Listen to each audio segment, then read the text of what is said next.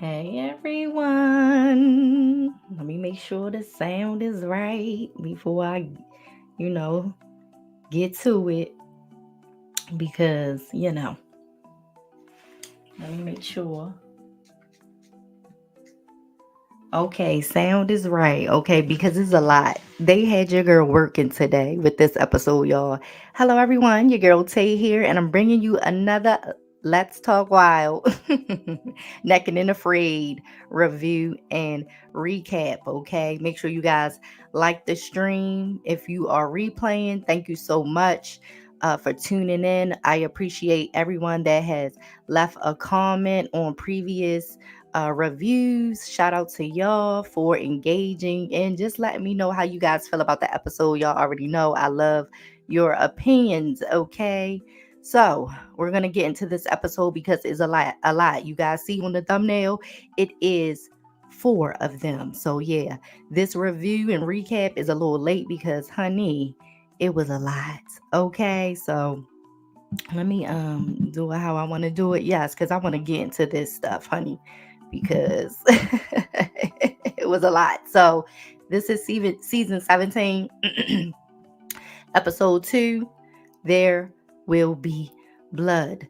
This challenge is a Naked and Afraid Tribes 21-day challenge, okay? So they'll be in South Africa where they can, encounter leopards and now crocodiles in the heat and the cold nights, okay? Now, the two teams will start the challenge separate for 10 days, and on the 11th day, they'll meet up to complete together, okay? So we got the guys and the girls. Two of the guys were teamed up and two of the girls were teamed up together. Okay, so let's start with the guys. So we have Ken. He is from Norway and holds the world record in depth diving at 31 meters. He's also a Norwegian champion in martial arts. He gives very much Viking, it's in his blood. So I'm excited to see what Ken can do. Okay, he's starting off with a PSR of 6.3, and his item of choice was an axe. Now we have Chad. He's from Canada, and he is a former, I don't know if he still is, but he was a forest firefighter who is an experienced outdoorsman with hunting and fishing skills. He says his survival style is get done what has to get done and get it done quick, and finding food with whatever means. I really love the quote of get done what has to get done and get it done quick. I really love that. Okay. They were coming with the quotes with this episode. Okay. Yeah, yeah, yeah. But his PSR, he's starting off with a 6.4, and he brought a fishing line. Now, the girls, we have Sara, who is from Hawaii. She's a professional comedian and content creator who says she is a master of plants. She's been preparing for the challenge for a couple of years by walking barefoot, setting traps, practicing with her bow, meditating, reading about plants, and eating them as well. She also did a previous challenge in Tobago and completed 14 days. So she's here for her 21-day challenge like she said she would, and I'm very excited to see her. She followed up on that. So she's here for the 21 days, and she's starting off with a PSR of 6.5, and she bought a bow. And we have Brittany, who is from Australia. I believe she says she's a rewilding mentor. I replayed the audio over and over. I couldn't really understand her, but I really think she said a rewilding mentor. But, whatever type of mentor she is, it's always a great thing to be a mentor, okay? She's also let me slow down, honey. She's also cinematic. Child, let me take it some water. Because it's a lot, y'all. It's really a lot. I'm pronouncing these words wrong. Y'all know the Baltimore accent is trying to sabotage me. She's also I still can't say. She's a ecologist, okay? Cinematic ecologist. I just had to slow down and say it. And she's a bushcraft instructor as well. And she says when she's in nature, she isn't in the mindset of fighting nature, but collaborating with it. I love that quote as well. Like I said, very good quotes for this episode. I appreciate it. And her PSR, she's starting off with a 6.2, and she brought a machete. They were both teams was given a pot, a fire starter, and a map. Okay, so let's get into day one, y'all, because let's get through it. Y'all gonna help me get through it. Y'all should. If y'all replaying, just cheer me on, okay? I mean, you guys are here with me, so cheer for yourselves as well, because we're gonna get through it. We're gonna get through this 21 days, okay? Okay. So day one, their maps indicate, that there is a tribe of 4 people. Well, there will be a tribe, hopefully, of 4 people, right? So the guys are, excited, and the ladies thought it was funny knowing that the other survivalists were probably guys. She's like, yeah, they're probably guys, most likely. Now, the guys will camp near a lake bank. They find big cat tracks while walking, but are excited about the large lake. And, they start working on their shelter and start their fire pretty quickly. The girls will camp near a receding riverbed. The ladies find a kudo carcass while walking, and they find a spot near the river and start to build their shelter. Britt wants to build a roof, and Sara wants a boma to keep the predators away. Now, Sara is stressed about shelter and losing daylight. Britt doesn't want to lose energy from shivering because she's cold at night. So, like, they were not on the same page at all. Sara is trying to talk to Britt, and Britt is like doing her own thing. She's not really listening, and Sara has to repeat herself. She finally agrees to build the boma shelter, and they finally, get things going and build a fire. She finally agreed to her, but it's like, girl, we could have been did all of this and had this squared away had you listened to her, had you listened to the actual survivalist that has completed a challenge. Not in Africa, but she did complete Naked and Afraid challenge. So I would have listened to Sara, like, girl, come on, let's get this boma together. You trying to do all this other stuff. You should have just listened to Sara from the very beginning, okay? So night one, it was cold, but they survived, okay? So day two, the guys go out to find bait to help them fish. Ken finds 2 scorpions, and Chad throws out a couple of lines. They see a crocodile while they are out, so they have to check their lines very carefully. They caught 2 small catfish and headed back to camp to eat. The girls want to build 2 lean-to shelter roofs to help, keep them warm. And Sara heads out to create a blind spot to help her hunt near the river. Night two, the girls are feeling better with the new shelter structure, which I really loved. I really like their structure build. Day three, the guys check their lines and find a turtle and some small catfish. The guys do this tribal man grunting song where they're banging the ground with their sticks and just doing a whole little like chant thing. I was like, so manly of them, right? The girls, Sara heads out to hunt with her bow. She's trying to get some birds, but nothing. Britt is back at camp because Mother Nature said hello, and Aunt Flo has come to visit her. She's on her menstrual cycle. So, yeah, all of the, changes, her being out there in the wilderness, Mother Nature said, honey, we're going to complete the challenge together. I am sending your Aunt Flo to help you finish this challenge. Like, girl, not finish the challenge, hopefully, but just a couple of days in the challenge. They want to, Mother Nature clearly wanted, her to experience this with you, girl, I guess. But, I know some of the ladies that watched the show was like, oh my goodness, like on Twitter, asked some of the folks were like absolutely not, give her a pad, give her a tampon. And I'm just like, this is what you signed up for. So I mean, if you bleed and you bleed it, honey, you could tap or not tap, which one you gonna do. But Brittany didn't think of it as a bad thing, which I really did appreciate. Sara said, she understands where Brittany is coming from. Hold up, we skipping ahead. We skipping ahead. Let's get to day 4. Let's get to day 4 first. Now, Sara is still trying to hunt for some birds, and Britt wants to take the day slow. She wants to take everything slow because she's on her cycle, and she says she believes that she's giving blood and receiving life from the land, and she accepts it as a blessing. So I appreciate her, taking it, you know, as a blessing or a positive thing, because most of us are like, ew, it's a negative thing. But, she turned into a positive, and I appreciate that. Day 5, Sara understands Britt, having to move slow and, her body and listen to her body and all that. But she wants to focus on getting some protein. So she's heading out to hunt again.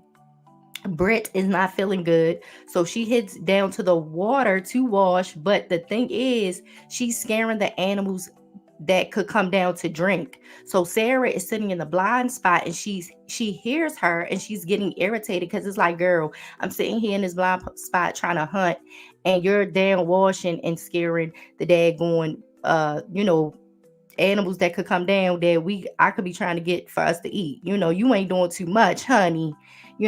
Sara ain't say this, but this my words. But you ain't doing too much, honey. You bleeding, you chilling, you resting. I'm trying to hunt. Okay. I need you to relax. Okay. Like, just relax a little bit. Okay, I'm trying to do this. Just hold out a little bit longer. Okay, but yeah. So okay, guys, and also if you guys notice that they did skip some of the days with the guys, because it was like nothing really going on with the guys, I guess, because they had got their protein, they was eating, so it wasn't really no updates on them. Okay, but we do have an update on them for night 5. Okay, so night 5, Britt is just, dealing with her cycle still. The guys, it's cold and they can't get comfortable. Day 6, the guys, they check the fishing lines, but nothing. The girls, Sara tells Britt that she must focus on food and picking up the momentum, okay? Like, Sara is like, we need to get things going. Like, we need to eat. And Britt said that Sara seems to have high expectations for herself and those for let's take it back. Rewind. Britt said that Sara seems to have high expectations for herself and has those for others. But she's like, girl, I need to rest. I'm on my cycle. I need to rest and have balance. Like, she would not give her no leeway with that. And, when it was all said and done, I kind of understood, because like she said in the beginning, she said she's not there to fight nature. Okay. So, I mean, what do y'all expect her to do if she's on her cycle? That's true too. Because, honey, girls, women, out of school, missing work just because of our cycles, it can be bad, honey. And she's out there in the wilderness, honey, nothing to catch it but some grass, honey. I'd have been out there weaving me something together, something. I don't know. She just was letting it flow. Somebody was like, somebody on X Twitter was like, somebody get this girl a pad or a tampon. She's bleeding in the grass. And I'm like, okay, where is she supposed to bleed at? What? I mean, that's all she can do. But it was crazy. Y'all see, this is what I was saying. This episode was crazy. Okay. Now, day 7, the guys are hungry. Chad is tired and wants to rest. No, he don't want to fish. Okay. He wants to rest. And Ken is concerned about Chad, but he heads out to check the lines and he finds nothing. Day 9, the girls, Britt feels better and heads out to forage for buffalo thornberries and leaves because she wants to help and support Sara. And Sara is out hunting, of course, but she is tired and is ready to merge with the other survivalists and try to hunt for bigger game. The ladies meet back at camp where they eat their buffalo thornberry leaf stew. 2 cups of the leaves have over 10 grams of protein, and the berries provide fiber and sugar. Sara said it tasted like paper, but she's very grateful grateful for it still. And she said thank you to Brittany, which I thought it was really nice. I mean, that was the least that Britt could do was go out there and forage some berries after being down and out, So shout out to her for, once she felt better, she got out there, did what she needed to do, and provided them a little something to eat. Night nine, the guys, um, hold up, wait, where we at? Let's take it back. Yeah, night nine, the guys. Chad still can't sleep. His hips are bruised from laying on the rocks. It looked like bruises, like rashes, like it looked like it was ready to like start blistering or something. Like it was not looking too good. And his mental isn't good as well. Day 10, Ken heads out to check the lines. There's no fish and they have no more bait. Chad takes a solo walk and he's not in a good state of mind. He heads back to camp and tells Ken he's tapping out. Ken is telling him he just needs some sleep, but Chad said no, he can't do it. He says he knows he's a coward for leaving, but his mind isn't in the challenge and he has to face everyone back home and he doesn't feel good about leaving Ken out there alone. But Ken respects Chad's decision and will finish the challenge for them both. Now, Ken goes back out to check the lines later on in the day and he finds a nice sized catfish. And then, guess what, y'all? He finds a large one. It was so big. Mm-mm-mm.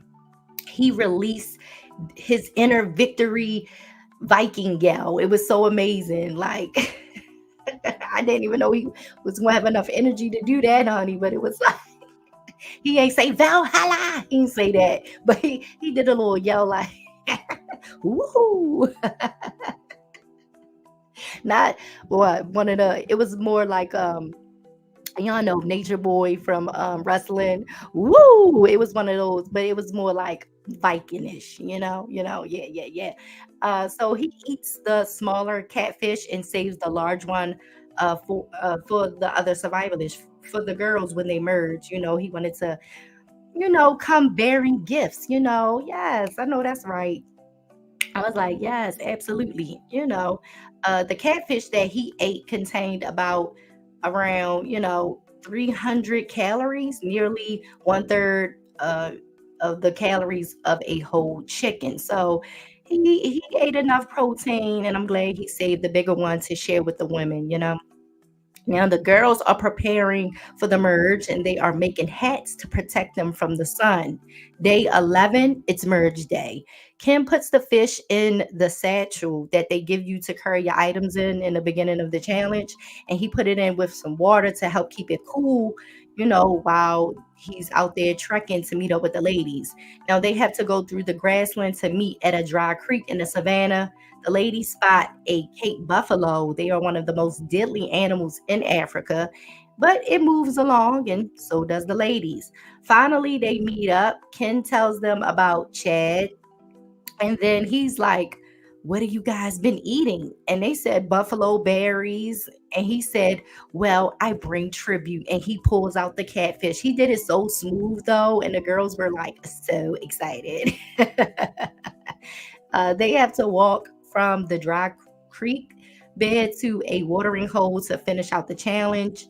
They pick a spot, and of course, Brittany is from Australia, so she is worried about the crocodiles. And there is literally a croc chilling near the water after she's like concerned and says something about it. And the camera just pans to the crocodile just chilling right there. So they get their boma built and get a fire started, and they eat their catfish. Night 11, they hear a bunch of squealing like a warthog was being eaten.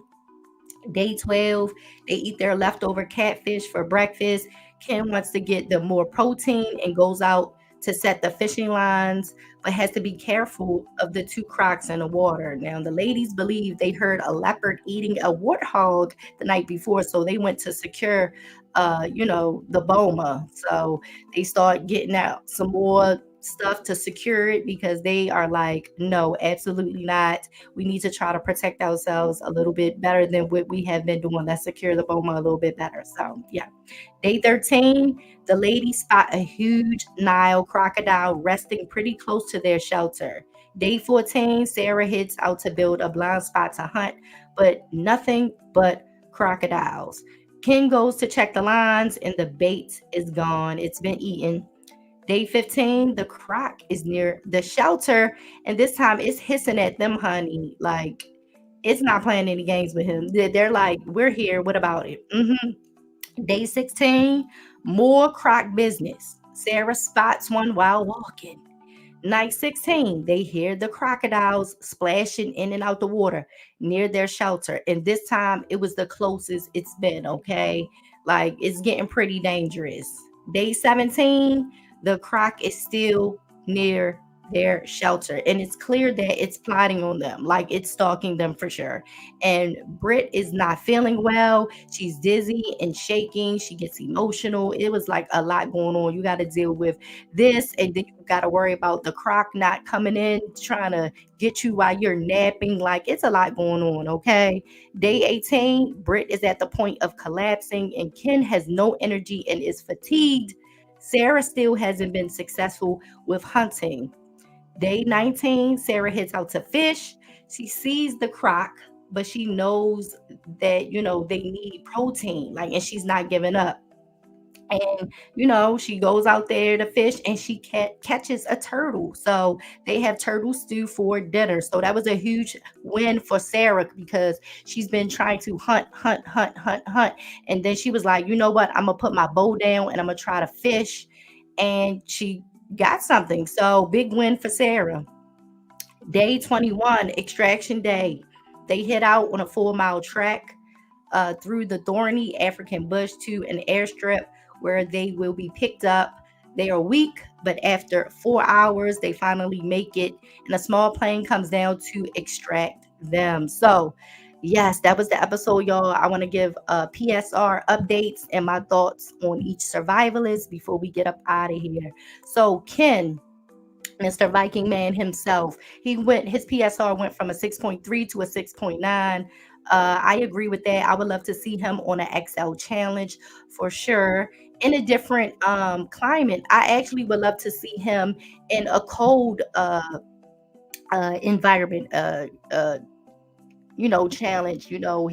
He said he loves the cold because where he grew up, where he's from, and all that stuff. So I would actually love to see him in a cold climate doing a challenge. Now, Sarah, she went from a 6.5 to a 7.3, I believe. I hope that wasn't a typo. I think oh, dang, a 7.3 for real? So yeah, I mean, she's done it again. And I love that for her. Maybe an XL challenge for her as well. I would love to see her doing more fishing because clearly the bow wasn't her, thing this challenge, but I would love to see her do more fishing and probably, pick up on some more bow hunting skills from someone that may have done it longer than her. So yeah, but shout out to Sarah. I'm so excited for her and I'm so happy for her because she said she was going to do the 21-day challenge and she did it. So girl, come on and do the XL 40 day. We want to see you. Brittany, she went from a 6.2 to a 6.8. I think her PSR should have gone up to only a 6.5. Period.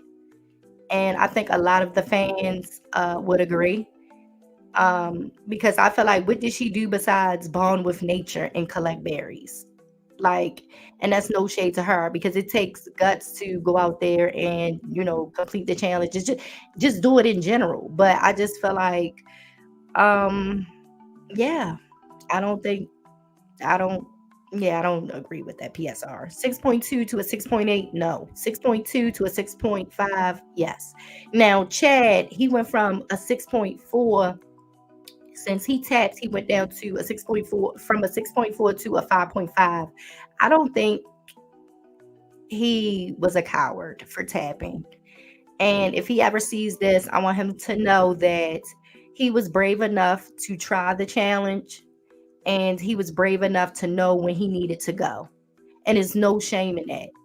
You have to listen to your body.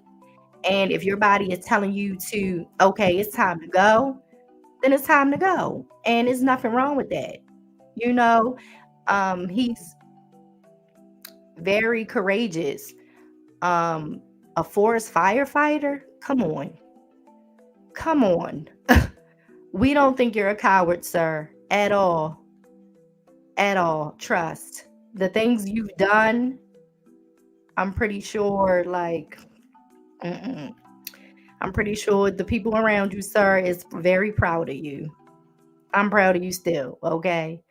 But yeah, guys, that was Naked and Afraid Tribes, season 17, episode 2.